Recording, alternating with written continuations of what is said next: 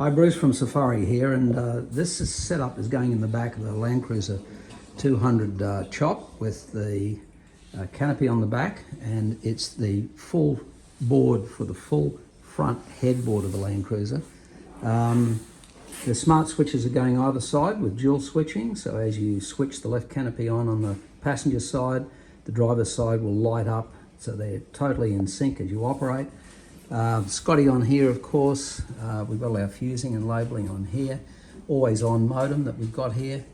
Solar coming in as well. Just 400 amp hours in here because we've got plenty of replenishment power. So when we have Scotty and the solar running, then with the 3000 inverter, just 400 amp hours is fine. That will keep everything up to date.